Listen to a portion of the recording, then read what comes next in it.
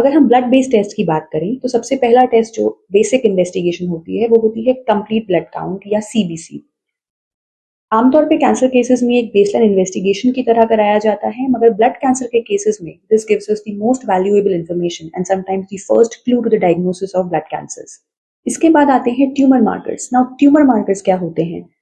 तो जिस भी ऑर्गन का कैंसर शरीर में बन रहा होता है वो कैंसर के दौरान अपने ही किसी केमिकल को या अपने ही किसी हार्मोन को जरूरत से ज्यादा बनाने लगते हैं। वो केमिकल्स या उन हार्मोन्स के लेवल्स शरीर में बढ़ते हैं और उनको डिटेक्ट करके या उनको मेजर करके हम कैंसर की डायग्नोसिस भी बनाते हैं और कैंसर के फॉलोअप में भी वो इंपॉर्टेंट होते हैं। उसके बाद एक बहुत इंपॉर्टेंट टेक्निक आती है which is a minimal invasive procedure for cancer diagnosis and that is called as fine needle aspiration cytology, in short FNAC, या जिसको आम भाषा में हम सुई की जांच बोलते हैं।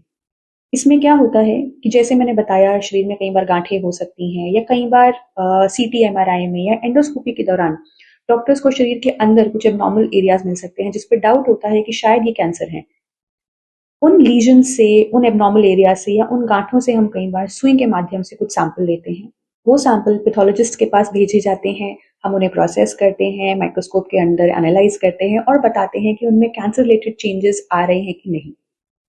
साथ ही साथ एक और टेस्ट होता है जिसको हम कहते हैं बायोप्सी या टुकड़े की जांच। उन्हीं गांठों से या उन्हीं एबनॉर्मल एरिया से कई बार छोटे छोटे टुकड़े लिए जाते हैं या कई बार वो गांठें इतनी छोटी होती हैं कि पूरी की पूरी निकाली जाती हैं, फिर से हमारे पास भेजी जाती हैं, उनकी प्रोसेसिंग होती है, माइक्रोस्कोप के अंदर हम उन्हें देखते हैं और उनमें फिर से चेक करते हैं कि कोई सेल, कोई कैंसर रिलेटेड चेंजेस तो उसमें नहीं आ रहे हैं। उसके अलावा कैंसर केसेस में अक्सर देखा गया है कि शरीर में पानी भर जाता है, स्पेशली लंग्स के आसपास जिसको प्लूरल इफ्यूजन बोलते हैं, या पेट में जिसको हम एसाइटिस बोलते हैं। उस पानी की जांच भी हम कर सकते हैं ये देखने के लिए कि उसमें कैंसर के सेल्स तो नहीं है या कैंसर के तत्व तो नहीं है।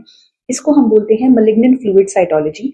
एंड अक्सर जब ये टेस्ट पॉजिटिव आता है तो आपका कैंसर का स्टेज बढ़ जाता है। उसके अलावा बहुत इंपॉर्टेंट दो टेस्ट हैं जिनके नाम आपने शायद सुने होंगे। एक है सर्वाइकल पैप टेस्ट और दूसरा होता है HPV DNA टेस्ट। नाउ ये बहुत ही important screening and diagnostic test है सर्वाइकल कैंसर्स के लिए। सर्वाइकल पैप टेस्ट में हम सर्विक्स से एक सैंपल लेते हैं, प्रोसेस करते हैं, फिर से उसको माइक्रोस्कोप में देखते हैं ये देखने के लिए कि सर्विक्स के सेल में सर्वाइकल कैंसर के चेंजेस तो नहीं आ रहे हैं। साथ ही साथ उस सैंपल में हम HPV DNA या ह्यूमन पैपिलोमा वायरस के DNA को भी डिटेक्ट करते हैं। सो इतनी कॉम्प्रिहेंसिव लैब टेस्टिंग का मतलब सिर्फ डायग्नोसिस नहीं है।